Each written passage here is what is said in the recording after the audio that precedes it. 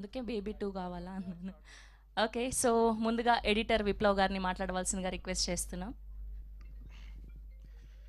Good morning అండి sir. Already చేసేసి ఉంటారు సార్.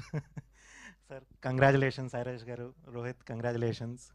సో రాజేష్ గారు కన్సిక్యూటివ్గా second time national award win అవ్వడం like it's a very happy moment for me.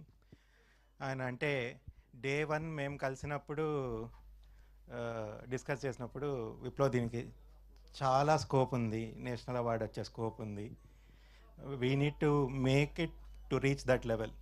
So దానికోసం ఎంతైనా కష్టపడదామని చెప్పారు. అండ్ నిన్న అవార్డు రాగానే ఆ వర్డ్స్ ఇట్లా హిట్ అయ్యాయి నాకు.